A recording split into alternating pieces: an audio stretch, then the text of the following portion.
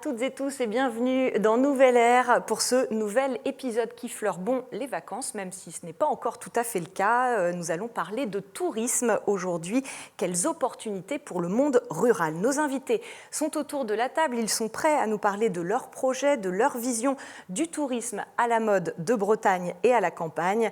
L'association Montreux-Brèze et les petites cités de caractère de Bretagne sont à l'honneur. Nos reportages, eux, vous feront découvrir des lieux emblématiques, inédits ou pionniers dans leur domaine.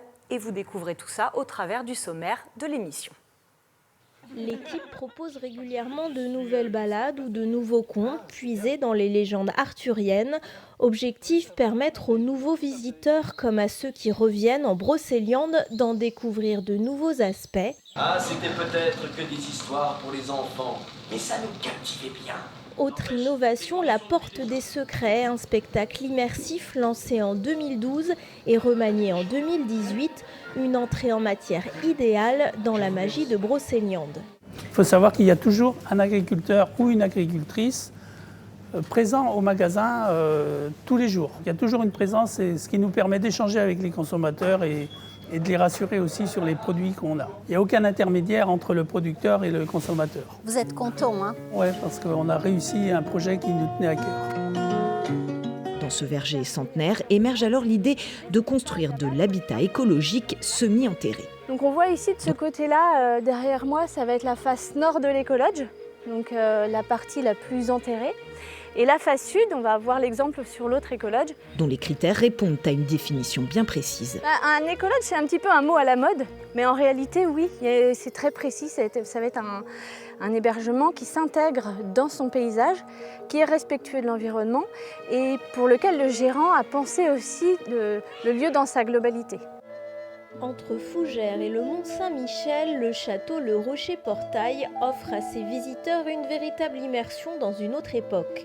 Construit par Gilles de Ruellan à la fin du XVIe siècle, l'édifice a été incroyablement conservé au fil des siècles, ainsi que son mobilier ou encore ses tapisseries classées trésor national. Voilà, vous l'avez compris, il faut rester avec nous, ça promet d'être passionnant. Bonjour Jean-Marc Esnault. Bonjour. On va expliquer, pour commencer peut-être, ce qu'on entend par tourisme en milieu rural. Quelle forme prend-il et puis qu'est-ce qu'il différencie finalement des autres formes de tourisme ? Alors c'est une évidence, mais il est bon parfois de rappeler quelques évidences. Le tourisme rural, c'est un tourisme qui se situe en effet en milieu rural. C'est un tourisme qu'on qualifie parfois d'alternatif. Alternatif parce qu'il n'a pas vocation à drainer une population touristique très dense, très importante, et il ne repose pas forcément sur des infrastructures et des investissements très très lourds. On est sur des prestations souvent de restauration, des prestations d'hébergement qui se distinguent de ce qu'on peut retrouver classiquement sur les stations balnéaires ou dans les métropoles. Ça va être des tables d'hôtes, des gîtes ruraux, des campings à la ferme, des hébergements chez les agriculteurs.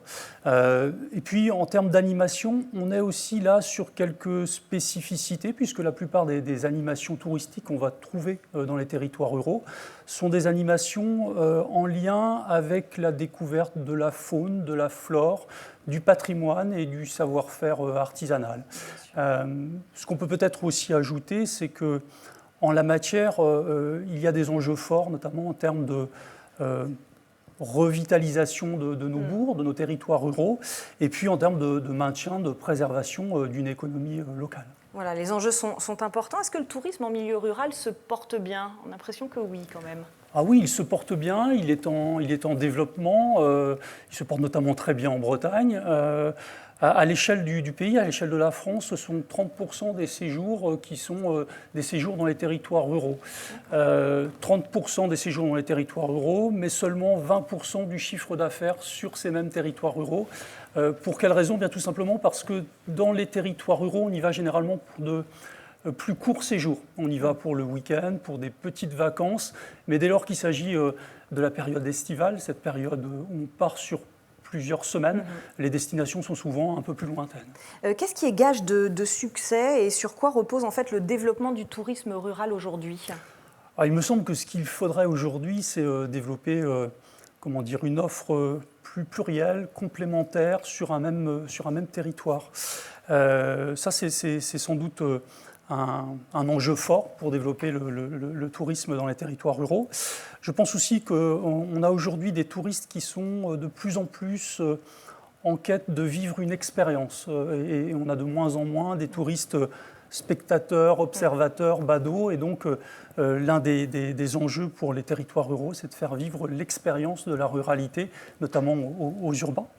Je citerai aussi particulièrement aujourd'hui l'importance de tout ce qui relève de l'écotourisme en milieu rural.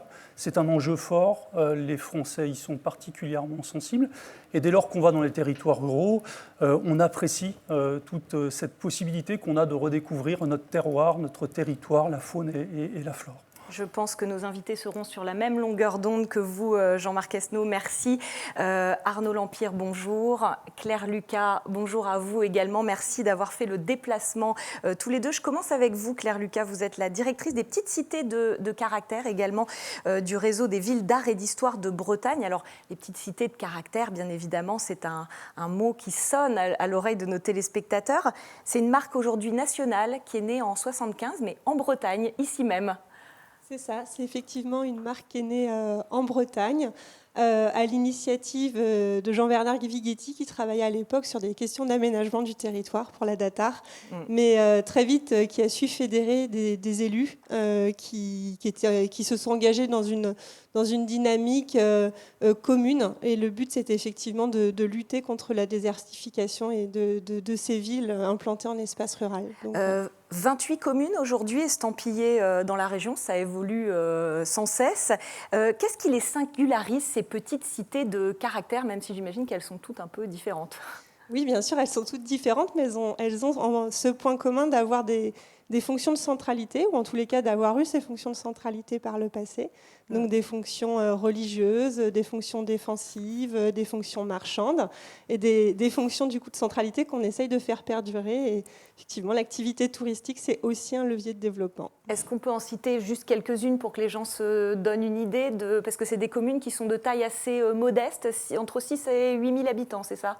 Alors entre 700 et 8000 habitants. Ouais. Oui, alors à proximité effectivement de Rennes, on a dans le département d'Ille-et-Vilaine 8 petites cités de caractère. Alors sur la métropole, il y a Becherel, et si on va chercher un peu plus loin, on va trouver les communes de Combourg, Dole, Château-Giron, Montfort-sur-Meux, voilà. Donc et puis peut-être des communes un peu plus connues comme Roscoff, Locronan, etc.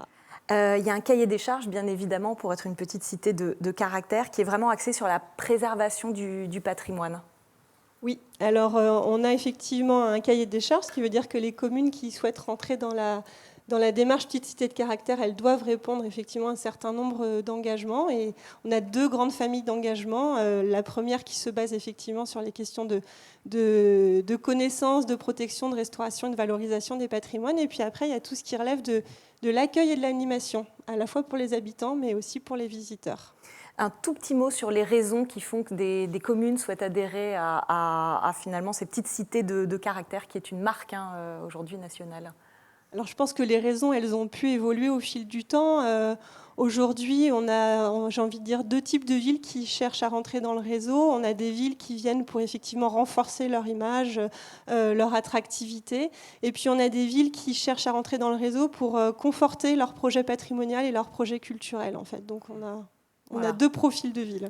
Merci Claire. Donc à côté de vous, Arnaud Lampire, vous êtes le directeur de l'association Montreux-Brèze, une association qui est née en 2018 suite à un appel à projet de la région Bretagne qui voulait relancer un projet de sentier de randonnée dans les terres bretonnes. Est-ce que vous pouvez nous en dire un peu plus? Oui, en fait, tout ça, c'est parti d'un constat qu'on a un GR34, un sentier des douaniers absolument magnifique. Mais l'avant littoral ou l'intérieur des terres n'était pas suffisamment en matière pédestre forcément valorisé. Et par rapport à d'autres régions qui ont des Compostelles ou des Stevenson ou des grandes itinérances de ce style-là, on avait perdu le sentier historique breton qui est le Trobreuse, qu'on fait depuis plus de 1000 ans en Bretagne. C'est l'ADN des Bretons que de faire le Trobreuse. Donc l'idée, c'était comment aujourd'hui on reprend ce vieux Trobreuse pour en faire une itinérance pédestre moderne avec des hébergements référencés, créer des topo-guides, des liens avec les offices de tourisme, du transport de bagages, de l'organisation de séjours, pour que ce soit quelque part du clé en main, mais qu'on ne fabrique pas tout seul, puisqu'on le travaille avec les territoires et on en reparlera certainement. Tout à fait. La philosophie, c'est on ne se lance pas dans un Saint-Jacques-de-Compostelle ou dans un Trobreuse classique. L'idée, c'est pour ça que ça s'appelle Mont-Trobreuse. Oui, en fait. L'idée, c'est on le fait pour les raisons qui sont les siennes, en fait. Que ce soit pour des raisons sportives, on a des gens qui font des Trobreuses gourmands ou qui le font en mode pèlerinage. Vous voyez, chacun doit trouver sur ce chemin ce qu'il vient chercher, quoi. L'idée, c'est, à la différence de Compostelle, où on part d'un endroit et on arrive au bout, le Trobreuse, c'est une boucle. Donc, on a le temps de la faire. Et on est là dans le tourisme un peu doux, lent, on a le temps de découvrir, de s'arrêter. On le fait en une fois ou en 1000 fois avec des copains, parce qu'on part en retraite, parce qu'on passe un moment difficile dans sa vie, pour toutes les raisons, quoi, ou simplement pour des raisons touristiques, mais qu'on le fasse, quoi. Et si on se projette géographiquement, donc on a Saint-Paul-de-Léon, on a Tréguier, si on fait le tour comme Alors, ça. en 2024, on aura ouvert 2000 km d'itinéraire, mais là, on n'est pas en 2024, donc on est à la moitié du chemin. On a déjà ouvert 1000 km de Quimper à Saint-Paul-de-Léon, à Tréguier, à Saint-Brieuc, à Saint-Malo, à Dole de Bretagne, et il nous reste encore de Dole à Vannes et de Vannes à Quimper pour proposer effectivement l'intégralité de cette première boucle, mais on n'oublie pas nos voisins de Loire-Atlantique, puisqu'on poussera les murs jusqu'à Nantes pour offrir aussi une version Trobreuse qui épouse à la fois la Bretagne historique et puis la modernité d'un contour qui nous est familier. Voilà, encore du travail, on l'a bien compris. Alors, on va parler de tourisme patrimonial. La Bretagne, donc, elle bénéficie d'un fort pouvoir d'attraction en matière de tourisme, et ce, depuis toujours. Alors, bien que le littoral ait quelques arguments plutôt convaincants, la région peut aussi compter sur son aura légendaire. Et je parle là au sens littéral du terme, car la culture bretonne, celte, le pouvoir des contes et légendes, ce sont aussi de vrais atouts. La preuve en images, on part du côté de Brocéliande, en Brocéliande, même comme on dit, un lieu touristique emblématique. Comment y faire venir, mais surtout revenir des visiteurs qui connaissent la forêt depuis toujours? Avec quelle nouveauté? Quel est le poids du tourisme dans le développement local? Eh bien, on fait le point tout de suite avec Isabelle Allier. Alors, comment faisons-nous pour aller en Brocéliande? Je vais vous aider. Brocéliande, sa forêt et ses légendes. Chaque année, 1 million de personnes viennent s'y promener, seules ou avec un conteur, comme ce groupe de visiteurs. Pélagie, j'aimerais que cette saucisse qui pend au bout du nez disparaisse à tout jamais. L'Office du tourisme emploie jusqu'à 7 compteurs en haute saison et propose une dizaine de balades ou randonnées comptées de 2 à une dizaine de kilomètres. Moi, ce que j'aime bien dire aux visiteurs, c'est que s'ils vont tout seuls, ils vont se promener en forêt de Pimpon.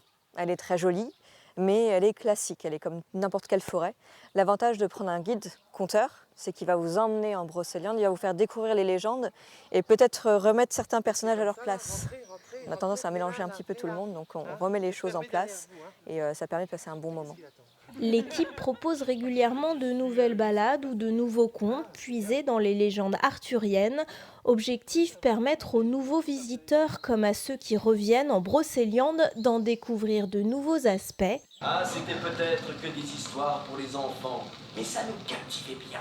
Autre innovation, la Porte des Secrets, un spectacle immersif lancé en 2012 et remanié en 2018, une entrée en matière idéale dans la magie de Brocéliande. Bon voyage. Ça donne envie d'aller dans la forêt, soit d'y aller pour la première fois, soit d'y retourner. Effectivement, même si ce sont des légendes, il y a un doute. Ça met le doute. Oh, moi j'ai trouvé ça très très bien, très ludique. Voilà, ça nous rappelle un petit peu ce qu'on a entendu quand on était plus jeune. Pour améliorer l'accueil des visiteurs, cette année, l'Office de tourisme a fait peau neuve. 600 000 € ont été investis pour réaménager le lieu et créer un nouvel espace de vente. Un investissement conséquent pour une activité touristique qui a des retombées importantes sur le développement local. La structure aujourd'hui, il y a 10 permanents et l'été, on a jusqu'à 25 salariés, donc 15 saisonniers. Mais cette dynamique, elle est aussi sur toute la commune. Il y avait 11 commerces il y a 10 ans, la création de la Porte des Secrets. Et aujourd'hui, il y a 23 commerces pour 1600 habitants et il y a une centaine de saisonniers référencés sur la commune. Chaque année, la petite commune de Paimpont de 1600 habitants voit en effet affluer de nombreux touristes. Jusqu'à 3000 par jour poussent la porte de l'office de tourisme. Gestion des transports et respect de l'environnement sont au cœur du futur du développement du tourisme en Brocéliande pour permettre à chacun de découvrir la forêt tout en la préservant. Voilà, beaucoup de choses dans ce reportage. Peut-être pour commencer, Jean-Marc, on va faire la distinction entre ce qu'on appelle le patrimoine matériel et le patrimoine immatériel. Concrètement, on entend quoi par là et qu'est-ce que ça traduit sur les activités touristiques en fait ? Alors déjà, on peut définir ce qu'est le patrimoine. C'est ce à quoi on va accorder de l'importance parce qu'il fait l'identité d'un territoire. Ensuite, effectivement, il y a un distinguo à faire entre le patrimoine matériel et immatériel. Patrimoine matériel, c'est ces bâtiments un peu remarquables, ces édifices religieux qu'on va retrouver dans nos bourgs. Et puis le patrimoine matériel, c'est aussi ces espaces naturels parfois remarquables. Si on va un petit peu au sud de l'Ille-et-Vilaine, c'est par exemple les marais salants de Guérande qu'il nous faut préserver parce qu'ils constituent une identité particulière, singulière sur ce territoire-là. Et l'immatériel ? Et l'immatériel, on vient de l'entendre dans le reportage. Ce sont les récits, les légendes, les contes qui vivent sur nos territoires. Et puis, c'est aussi, pour ce qui est de la Bretagne, par exemple, la langue. En Bretagne, on a le breton et puis on a le gallo. Alors, ce qui est important, c'est sans doute de préserver ce patrimoine immatériel face à la mondialisation qui, d'une certaine manière, du fait des échanges qui se développent d'un pays à un autre, parfois la singularité des territoires s'efface. On produit, on consomme, on mange de la même manière. Et préserver le patrimoine immatériel, c'est faire en sorte de conserver notre identité. Voilà, et voyager en milieu rural, du coup, ça préserve effectivement aussi ce patrimoine. Claire Lucas, au sein des petites cités de caractère, comment on peut qualifier le patrimoine ? Alors, nous, on parle des patrimoines, parce que justement, ils sont pluriels, qu'ils soient culturels, naturels, matériels, immatériels. Alors, à l'origine, l'urgence faisait qu'on s'est d'abord attaché à la question du patrimoine matériel, l'architecture. Comment permettre, en fait, à des habitants de continuer à vivre dans ces édifices patrimoniaux qui ne répondaient pas tout à fait aux attentes des habitants. Et puis, j'ai envie de dire, plus le temps passe, plus effectivement, on essaye de connecter les sujets les uns aux autres, puisque tout ça constitue l'identité de chaque petite cité. Donc, il y aurait une définition par commune, mais c'est impossible comme ça de vous dire à l'échelle des communes. Même si le mot n'est pas très joli, comment il est exploité, ce patrimoine aujourd'hui ? Là, quand c'est du patrimoine matériel, on imagine que voilà, on essaye de le mettre en visite, on le rénove, on lui trouve des vocations artistiques. Alors, on essaye déjà, nous, d'apprendre à le connaître, à le protéger. Ça, c'est hyper important dans la démarche des petites cités de caractère pour pouvoir le transmettre. Et la transmission, ça peut passer par, effectivement, la restauration, l'animation. Il y a tout un cahier des charges et un plan d'action que nous, on mène avec les communes. La transmission, elle est large. Forcément. Arnaud, donc Montrobreuse propose en fait de revenir sur les origines donc, du Trobrez, tout simplement, qui remonte au Moyen-Âge. On est sur un pèlerinage aux 7 saints fondateurs de la Bretagne. Le poids de la légende, là aussi, il est assez important, en fait. Alors, oui, et c'est pour ça que le Trobrez est inscrit au patrimoine immatériel, en fait. C'est un élément, au même titre que les troménides chromodolocronants, etc. C'est ce qu'on appelait les circumambulations, c'est-à-dire qu'on fait le tour plutôt que d'aller d'un point à un autre. D'accord. Maintenant, le Trobrez, il date même d'avant le Moyen-Âge. Parce que souvent, on caricature un peu le Trobrez en faisant un pèlerinage avec croix et bannière. Ça a été le cas. Mais il y a une histoire qui nous précède. Les druides sur les collines sacrées allumaient des feux. Et les collines étaient déjà circulaires autour de la Bretagne. Les saints fondateurs arrivent en Bretagne, les Saint-Malo, les Saint-Brieuc, tous ceux que vous connaissez. Ils n'inventent pas le Trobrez. C'est le roi Nominoé, au IXe siècle, qui invente le Trobrez parce qu'il économise des soldats, puisqu'il fait marcher sa population, et en même temps, il délimite les frontières de son royaume. Anne de Bretagne, en 1505, fera son Trobrez pour des raisons religieuses, mais surtout parce qu'elle collectait ses impôts. Le Trobrez, on le faisait sur les voies romaines. Il y avait des marchands, il y avait toutes sortes. Donc en fait, nous, avec mon Trobrez, l'idée, c'est de sortir, effectivement, d'assumer toute cette histoire-là, mais toute cette histoire-là. C'est-à-dire qu'on prend vraiment l'intégralité de ce qu'a été le Trobrez pour les Bretons, et on le rend aux Bretons pour qu'ils continuent à dire qui ils sont, à d'autres qui viendront les visiter. Et alors aujourd'hui, en 2022, pour le choix de vos itinéraires, donc on comprend bien, on revisite l'histoire aussi quelque part. Par quoi on est guidé en matière de patrimoine Alors, on essaie de travailler sur des thématiques, puisque l'ensemble des itinéraires sont déployés par convention avec les comités de communes et d'agglomération, les offices de tourisme, etc. Quelque part, l'association Montreux-Brèze, elle est le prétexte à ce projet-là. En fait, on coordonne tout un tas de partenaires pour arriver au projet des 2000 km. Et au-delà de coordonner, on essaie de donner du sens.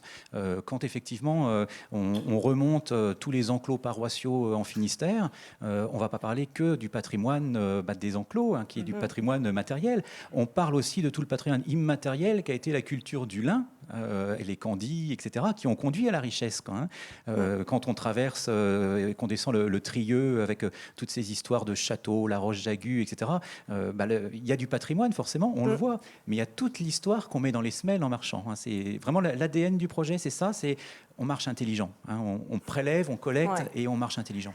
On va découvrir, si vous le voulez bien, un joyau du patrimoine matériel brétilien, peu connu jusqu'à présent, et pour cause, il n'est ouvert au public que depuis 5 ans. Il s'agit du château de Rocher-Portail. À sa tête, un nouveau propriétaire qui veut le faire connaître au plus grand nombre. Entre développement local et découverte historique, ce projet est soutenu par notre partenaire, le Crédit Agricole, et la visite guidée est signée Isabelle Allier.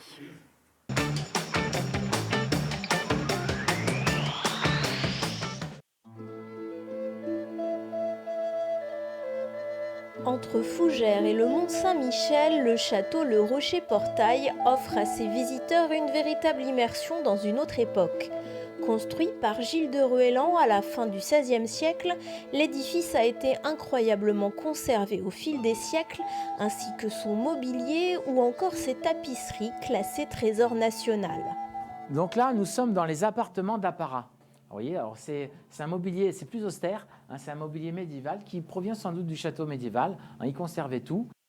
C'est vraiment à visiter, c'est très intéressant et surtout l'histoire de ce château avec toutes ces qui est resté intact avec ses meubles, son histoire, c'est absolument incroyable. On est heureux de découvrir ce château-là qui est à 30 minutes de chez nous et qu'on ne connaissait pas du tout.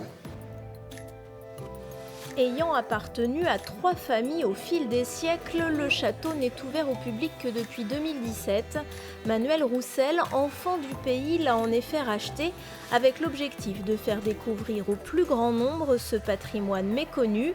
Nocturne estivale ou école des sorciers à la Toussaint, le nouveau propriétaire développe 1000 idées pour augmenter la notoriété de l'édifice auprès des touristes de l'été, mais aussi le reste de l'année auprès des visiteurs bretons ou normands. En mi-saison, on ouvre de mai jusqu'à fin Noël. Donc là, l'année dernière, on a ouvert pour les premières fois les féeries de Noël, tout décembre. Donc là, on a une belle fréquentation et on a vu des Rennais qui ne nous connaissaient pas venir visiter donc, le château. Mais faire revivre un château coûte cher, environ 200 000 € par an de charges. Pour y arriver, Manuel Roussel veut diversifier son activité. Il a ainsi investi près de 900 000 € pour, entre autres, réhabiliter les gîtes et aménager une salle de réception pouvant accueillir mariages, séminaires et grands événements. L'occasion pour lui de faire vivre les artisans locaux. On a fait intervenir des compagnons en menuiserie, en charpente, en toiture, en maçonnerie, qui sont locaux. La majorité des châteaux en France sont en milieu rural. Et ce que l'on dit, c'est que aussi ces châteaux sont importants à préserver parce qu'ils développent toute une économie rurale. Et ça, j'y tiens beaucoup. La crise sanitaire a perturbé les 2 dernières saisons touristiques du site, mais le Rocher-Portail espère bien trouver son public. L'objectif dans les années à venir est d'accueillir 50 000 visiteurs chaque année. Voilà, et le Rocher-Portail vient d'obtenir une 2e étoile au guide vert Michelin. C'était une étoile qui récompense le travail de mise en valeur de l'édifice. Seulement 4 châteaux en Bretagne ont ce niveau de distinction. Claire Lucas, la mise en valeur du patrimoine, sa rénovation, son entretien, ça c'est un sujet, j'imagine, très tendu pour les petites cités de caractère.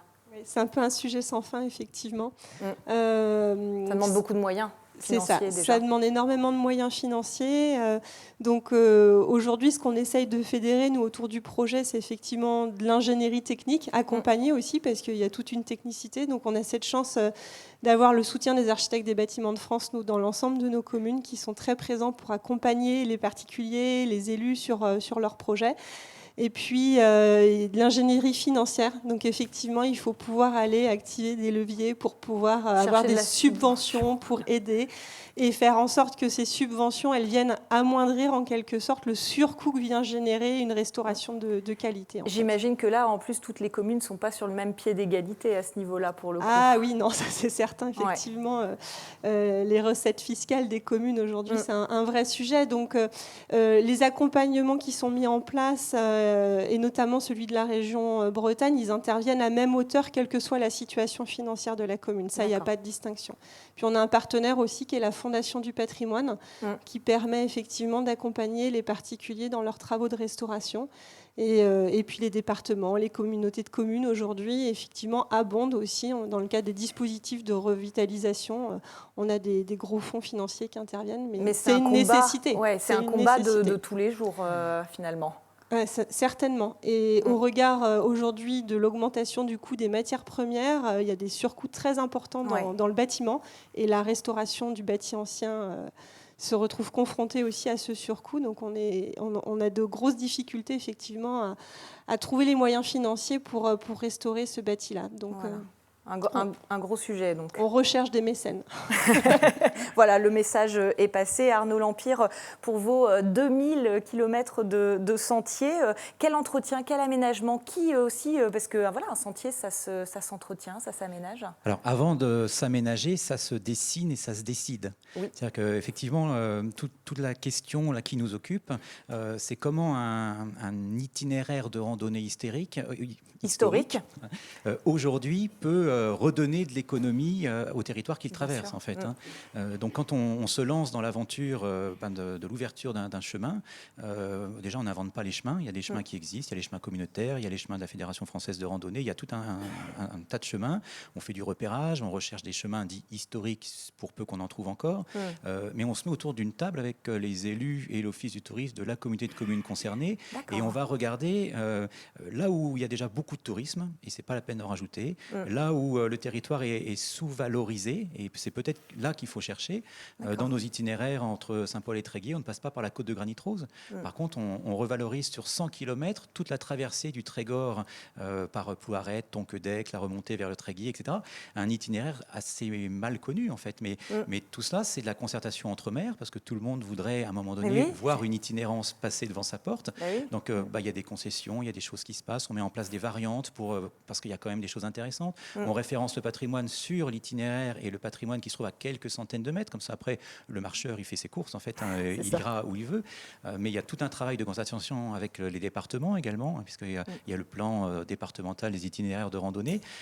Et volontairement, on le fait tous ensemble, ce projet-là, pour qu'il soit pérenne, parce que ce qu'on fait tout seul ne dure pas. Et puis, c'est la philosophie de départ. C'est si on rend ce chemin-là à tous les Bretons, on le fait avec tous les Bretons. Donc, toutes les bonnes volontés sont bienvenues, y compris les mécènes. On fait de la dentelle, on l'a compris. Jean-Marc Esnault, vous vouliez porter à notre connaissance une réflexion autour de l'échelle pertinente pour des projets touristiques. Et vous pensez que le pays est une bonne solution ? Oui, je crois que c'est ce célèbre historien Fernand Braudel qui, dans ses écrits, nous disait qu'il y avait 360 pays, je crois, en France. Il me semble que c'est une échelle pertinente. On a parlé de patrimoine matériel, immatériel, et à l'échelle du pays, on a une certaine homogénéité. Le pays a été mis en avant sur notre territoire, porté en tout cas par le CELIB. On l'a retrouvé ensuite dans les années 90, en 94 je crois, au moment où on avait au gouvernement Charles Pasqua. L'échelle du pays, elle a été un petit peu mise en arrière-plan ces dernières années pour plutôt travailler la coopération intercommunale. Parfois pour des raisons de fonctionnalité administrative. Mais historiquement, le pays, finalement... Finalement, le pays, historiquement, c'est un patrimoine commun. Et quand on partage un patrimoine, on fait plus facilement aussi ensemble. Avant d'évoquer d'autres acteurs importants avec lesquels vous œuvrez, notamment Arnaud, je vous propose de découvrir la chronique de notre partenaire Serre France Brocéliande. Nous partons à la rencontre d'agriculteurs qui s'unissent pour proposer leur production directement aux consommateurs en local. C'est une histoire qui se déroule au magasin Le Carbasson à Passé. Juliana et Karen Divet y sont allées pour nous.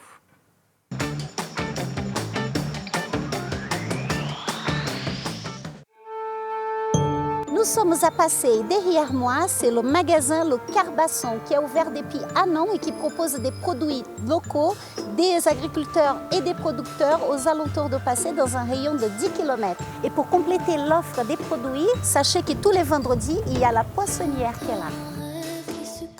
Vous êtes donc une association d'une dizaine d'agriculteurs sur Passé et les environs. Oui. C'était quoi exactement votre projet au départ? Donc le projet, c'était de réunir des agriculteurs plutôt locaux.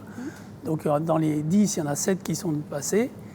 Et donc de se réunir pour valoriser nos productions animales et végétales dans un seul magasin pour vendre tous nos produits en direct. On a réussi à constituer un groupe et on a commencé des formations aussi bien avec la Chambre d'agriculture qu'avec le centre de gestion, le Serre France.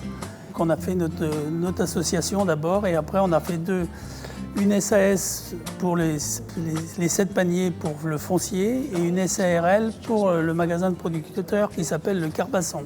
Il faut savoir qu'il y a toujours un agriculteur ou une agricultrice présent au magasin tous les jours. Il y a toujours une présence, et ce qui nous permet d'échanger avec les consommateurs et de les rassurer aussi sur les produits qu'on a. Il n'y a aucun intermédiaire entre le producteur et le consommateur. Vous êtes content, hein? Oui, parce qu'on a réussi un projet qui nous tenait à cœur.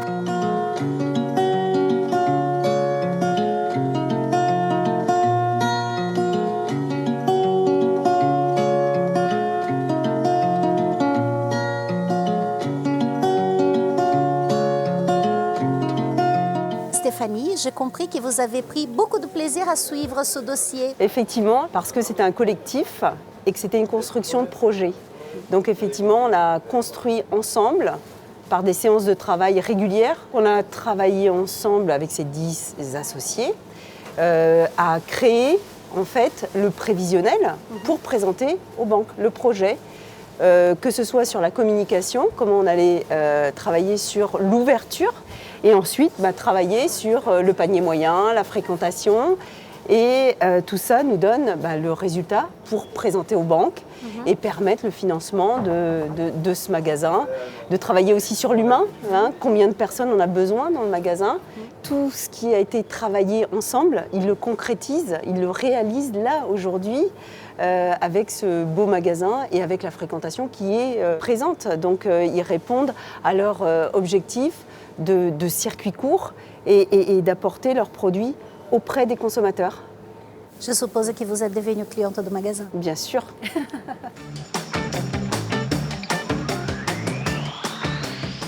Voilà, nous avons vu là des paysans qui prennent leur avenir en main, qui diversifient leur activité. Arnaud Lampire, je crois que ce sont des acteurs très présents aussi dans le projet de Montreux-Brèze. Comment sont-ils associés, ces agriculteurs ? Alors, en fait, il faut savoir que sur le projet Montreux-Brèze, sur les 1000 km d'itinérance qu'on a, et puis sur les 2000 à terme, il n'y a pas d'étape. Il y a un itinéraire, il y a des hébergements, du référencement, il y a du référencement d'agriculteurs, de producteurs, d'artisans, et chacun fixe le nombre de kilomètres qu'il a envie de marcher, ce qu'il a envie de voir. Voilà. Donc en fait, la relation, elle s'établit localement assez facilement, parce que quand on travaille avec les acteurs locaux, il y a de l'agritourisme à développer, il y a de l'explication de ce que c'est que tel ou tel type de production agricole. Oui, parce qu'on traverse tout simplement des espaces agricoles. Tout à fait, quand aussi. on vient du sud de la France ou de partout en Europe, le pays Léonard avec ses choux et ses artichauts, c'est un monde quand même, il faut, tout à fait, ou le monde de la pêche, parce que dans l'agriculteur, je mets aussi facilement le monde de la pêche, puisqu'on est un tiers littoral sur l'itinéraire et 2 tiers vraiment plutôt Bretagne verte. Mais il n'y a pas que des agriculteurs, parce que la ruralité n'est pas que à l'agriculture non plus. Bien sûr. Je prends une illustration. Quand on traverse les monts d'Arrée avec Montreux-Brèze et qu'on s'arrête à Saint-Riwal, voilà, vous avez une petite commune au cœur des monts d'Arrée, ils se sont tous fédérés pour accueillir Montreux-Brèze. Vous avez le musée Cornex c'est l'écomusée des Monts d'Arrée qui raconte l'agriculture d'autrefois. Vous avez Laura avec son épicerie qui ravitaille. Vous avez le gîte communal qui accueille. Vous avez les agriculteurs bio qui sont là avec leurs camionnettes. Vous voyez, c'est comment, à un moment donné, une itinérance permet à chacun d'exprimer et son talent et de vivre économiquement. Jean-Marc Esnault, Arnaud parlait d'agritourisme, c'est un terme intéressant. Est-ce que c'est une activité peut-être d'avenir pour la filière agricole demain ? Alors, on a beaucoup poussé les agriculteurs à développer ce genre d'activité pour diversifier en effet leur activité, qu'ils ne soient pas exclusivement sur de la production. On s'aperçoit ces dernières années qu'il y a quand même beaucoup de néo-ruraux qui ont investi nos campagnes. Dans des gîtes ? Dans des gîtes, et ça devient leur activité principale. Donc aujourd'hui, j'ai envie de dire que les agriculteurs, les exploitants sont toujours dans ces logiques d'accueil sur leur ferme, mais ce ne sont pas peut-être aujourd'hui les premiers à proposer ce type d'accueil. Les néo-ruraux sont encore une fois passés par là. Moi, ce que je me dis aussi, c'est que l'agriculture a de nombreux enjeux dans le domaine du tourisme, mais sans doute qu'en termes de diversification, il y a aussi à faire dans le domaine de l'énergie renouvelable ou dans la préservation de l'environnement. Claire Lucas, peut-être une petite question sur les acteurs qui se fédèrent aussi autour des projets touristiques dans les petites cités de caractère. Voilà, on parlait des artisans, des agriculteurs, des associations, des citoyens tout simplement. Eux aussi prennent part à cette aventure dans les petites cités. Alors, pas systématiquement. Les habitants n'ont pas toujours envie de prendre part, mais on les y invite. Et quand ça fonctionne bien, on aboutit à de super projets, effectivement. Les habitants, ça reste une source une ressource du territoire, j'ai envie de dire. Chaque commune est différente aussi en fonction des dynamiques en place. Donc, ils sont forcément importants dans le projet qu'on va construire avec eux. On va passer de notre territoire à celui de la toile avec votre chronique, ma chère Charlotte. Faire découvrir à sa manière des lieux qu'on aime, c'est la tendance aussi sur les réseaux sociaux que vous avez exploré pour nous à la recherche des bonnes idées et des initiatives qui font le buzz. C'est ça, je vais vous parler de 3 comptes aujourd'hui qui cumulent des dizaines de milliers d'abonnés avec chacun leur propre style et leurs propres expériences, mais toujours le même thème, le voyage et la découverte. Little Gypsy, par exemple, ou Morgane de son prénom, a lancé sa chaîne YouTube il y a quelques années qui cumule aujourd'hui 87 000 abonnés. Elle raconte de façon humoristique et un peu décalée les pays et régions qu'elle visite et les galères d'être une backpackeuse. Comprenez une personne qui voyage avec un sac à dos. Elle voyage donc autour du monde et en France et publie ses vidéos sur sa chaîne. Je vous laisse découvrir un extrait en baie de Somme. La Somme, c'est le Nord. Me laisse pas y aller, non. Ah oui, ils ont la plage. Tu peux aller me chercher de la crème solaire? Et de l'eau aussi, s'il te plaît. Les marées. Le premier qui arrive dans l'eau, il a gagné. Ils ont 4 saisons en une journée et autant te dire que le style vestimentaire est assez complexe. Ok, c'est bon, on peut y aller. Little Gypsy n'est évidemment pas la seule à parcourir le monde et à documenter ses voyages. Aujourd'hui, il n'est plus rare de rencontrer ces gens qui décident de tout quitter pour voyager ou de travailler à distance depuis leur prochaine destination. Celui que je voulais aussi vous présenter, c'est Bruno Maltor, également youtubeur aux plus de 260 000 abonnés, qui partage ses bons plans voyage et ses découvertes dans des vidéos très bien filmées et montées. Il aime surtout faire découvrir des endroits peu connus dans nos campagnes françaises. Dans cette vidéo que je vais vous montrer, il donne son top 10 des destinations qu'il préfère en France métropolitaine. Je ne vais parler que de merveilles en France métropolitaine. Pour commencer donc en numéro 10, on peut parler de la presqu'île de Crozon et même du Finistère de façon plus large. J'avais trouvé ça extraordinaire.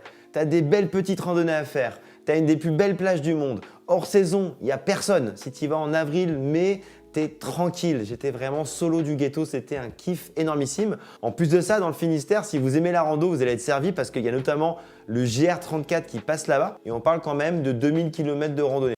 Alors je vous parle beaucoup de YouTube car c'est un réseau social très plébiscité pour partager des vidéos de voyage, mais cette fois nous allons voir ce qu'il se passe du côté de TikTok. Voici nos curieux voyageurs, c'est Marion et Maxime, un couple de Bretons qui partagent à leurs 23 000 abonnés de très nombreuses découvertes voyages à travers la Bretagne évidemment, car il y a énormément de choses à découvrir, mais aussi partout en France et dans le monde puisqu'ils ont eux aussi beaucoup voyagé. À travers de très belles images et en partageant des petits coins peu connus, on reste scotché devant les vidéos de nos curieux voyageurs. Et on ne veut qu'une chose, se promener à notre tour et découvrir de nouveaux lieux dans le monde ou juste en Bretagne pour commencer, car le tourisme, comme on le dit depuis tout à l'heure, peut se faire près de chez soi. Voilà, merci beaucoup Charlotte. On aime beaucoup votre youtubeur qui aime lui aussi la Bretagne. Voilà, il a bon goût, ce garçon. Vous avez parlé en introduction, Jean-Marc, d'alternativité en fait. C'est-à-dire que le tourisme rural, il est qualifié aussi ainsi parce qu'il n'est pas basé sur des infrastructures ou des aménagements importants qui permettraient donc un accueil de masse des visiteurs. Vous parlez même, vous Arnaud, de parcours intimistes dans le cadre de Montreux-Brèze. Oui, parce qu'on arrive sur des chemins qui ne sont pas les chemins traditionnels ou habituels, quoi. Vous venez en Bretagne, vous voulez voir du bleu et de la mer. Et souvent, le sentier des douaniers, l'été, il est surchargé. On était en période Covid. On a senti un repli vers l'intérieur parce qu'il y a d'autres choses à voir. Et l'idée, c'est vraiment de valoriser tous les patrimoines, les petites fontaines, les moulins, enfin, tout ce qui, derrière, amène l'histoire des gens qui vivent là, qui est aussi honorable que l'histoire des gens du littoral. Claire Lucas, pour les petites cités de caractère, j'imagine qu'on a des situations assez disparates malgré tout en matière d'accueil. On ne peut pas comparer une ville comme Locronan, par exemple, et puis Château-Giron en Ille-et-Vilaine. Oui, c'est certain. Pour autant, on a cette particularité d'avoir des villes qui, effectivement, ne sont pas dotées de très grosses infrastructures d'accueil des visiteurs. Donc, on n'a pas de gros hôtels, etc. On est sur des fréquentations quand même très différentes en fonction de l'attractivité des cités. Le rôle des influenceurs dont on vient de parler n'y est pour beaucoup, pardon. Donc, effectivement, on a des situations très différentes, mais on est aussi beaucoup sur des villes de l'intérieur de la Bretagne. On a quelques stations littorales, mais très peu. Est-ce que la marque, le logo, c'est une bonne carte de visite, c'est un bon argument pour attirer les touristes aujourd'hui ?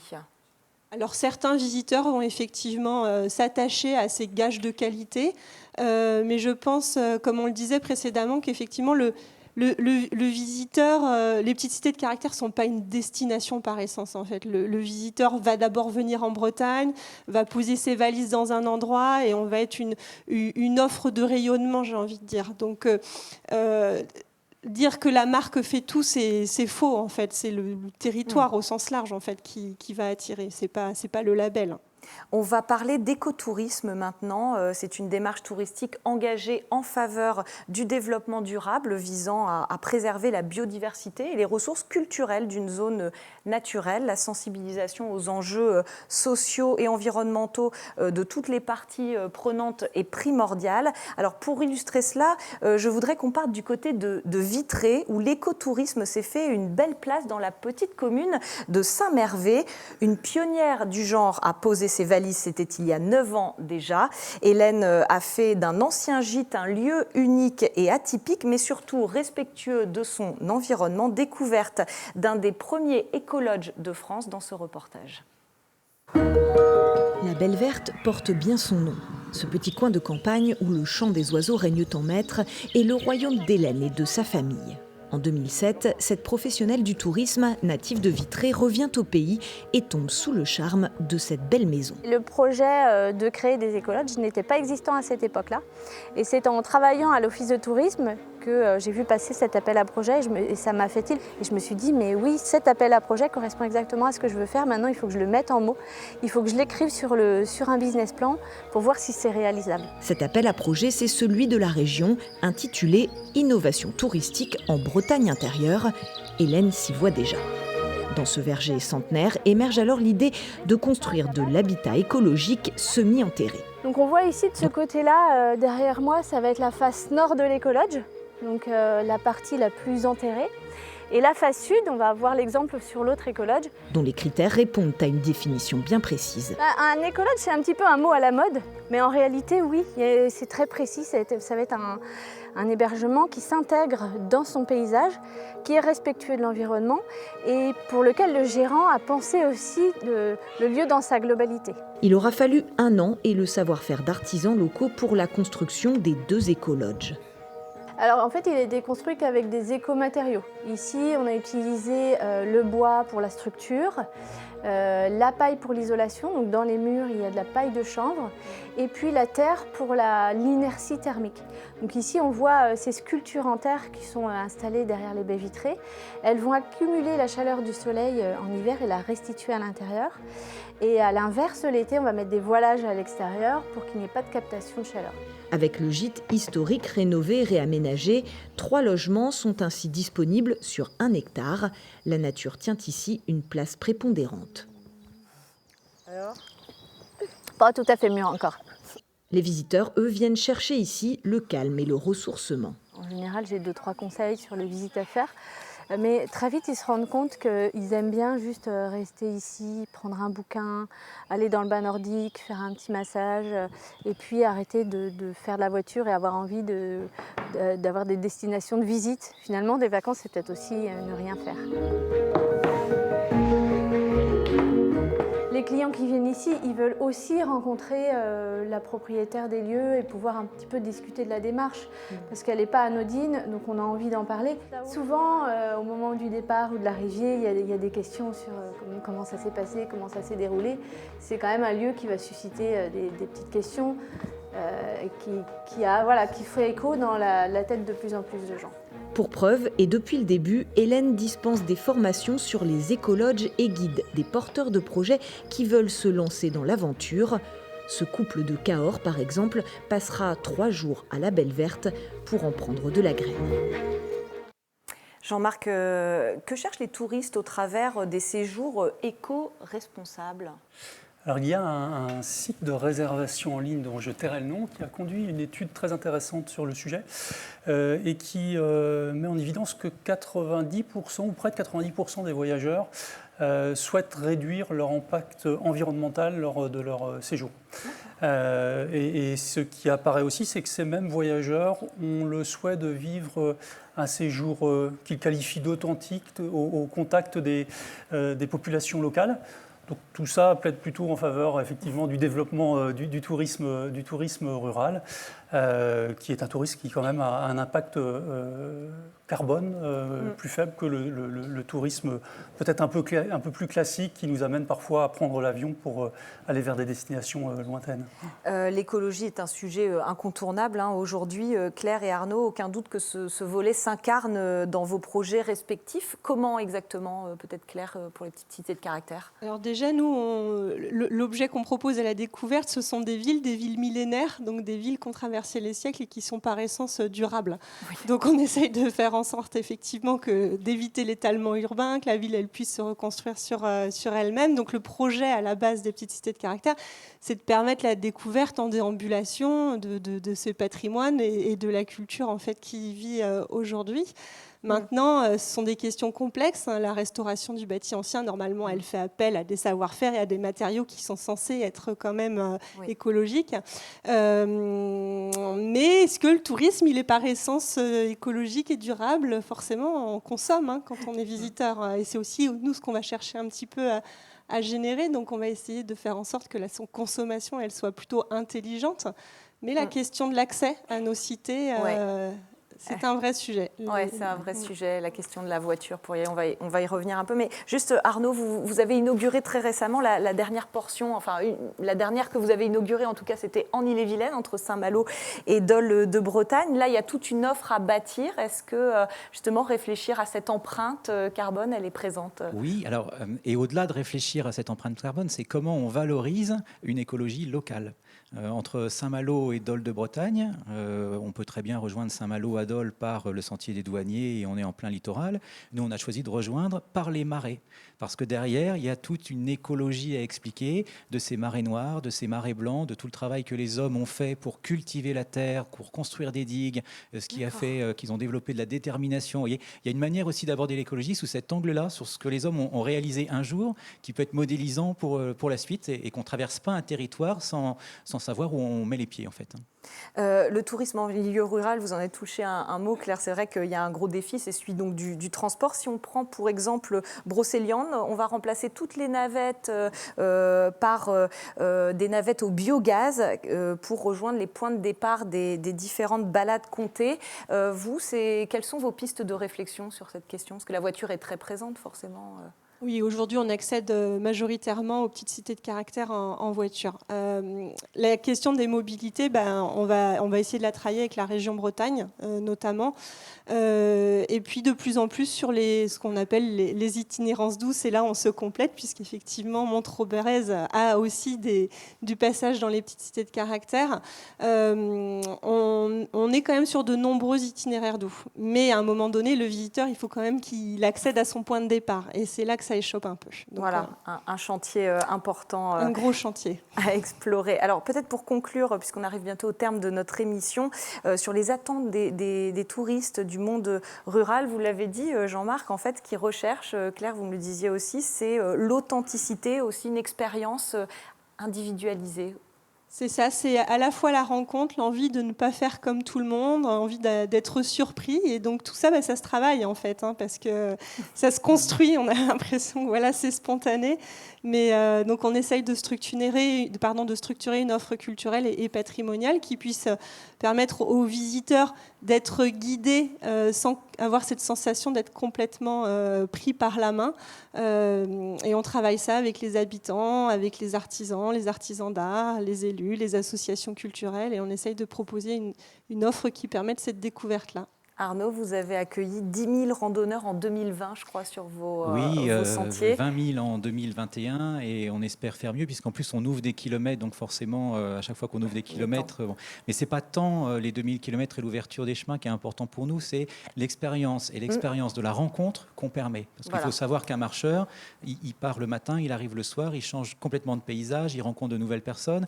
Quand on voyait votre reportage tout à l'heure, c'est comment effectivement le Breton, qui est forcément par nature accueillant, va transmettre, ou l'agriculteur dans son exploitation va transmettre une part de ce qu'il est, de son métier, et l'agriculteur ne pourra pas recevoir le marcheur avant telle heure parce qu'il y a la traite, et il y a des contraintes comme ça, et il faut que le marcheur intègre effectivement le fait qu'il arrive dans la vie de quelqu'un aussi. Et c'est vraiment cette rencontre-là et l'expérience qu'on en tirera qui fera revenir le tourisme en Bretagne. Jean-Marc, juste peut-être pour terminer, rappeler l'importance de la mise en récit en fait, de notre environnement, de notre nature, de notre patrimoine. N'oublions pas que à travers le voyage, ce qu'on recherche, c'est l'évasion. Et l'évasion, ça passe aussi par la mise en récit de nos territoires. On a cette chance en Bretagne, et c'est ce qui explique aussi sans doute l'attractivité de la Bretagne d'un point de vue touristique, d'avoir une terre de légende. C'est la fée Viviane, le roi Arthur à Brocéliande. On a évoqué le territoire de Brocéliande ce soir. C'est les chiens du Lyonnaise qu'on entend à la nuit tombée dans les monts d'Arrée. Donc c'est tout cela qu'il faut peut-être remettre un petit peu en avant pour donner le goût de la découverte aussi aux jeunes générations. Voilà, des patrimoines dont on a eu la chance d'hériter. Il faut les faire vivre aujourd'hui pour les transmettre sans doute à notre tour. Merci beaucoup à tous les deux d'avoir participé à cette émission. Juste Jean-Marc, un mot de ce qui se passera le mois prochain pour le dernier Nouvel Air de l'année. Pour la dernière émission de la saison, on se doit évidemment de parler des rendez-vous de l'été pour vous guider dans vos séjours précisément sur les territoires ruraux. Touristiques et culturels. Merci beaucoup Jean-Marc. Merci à vous de votre fidélité et on se dit au mois prochain.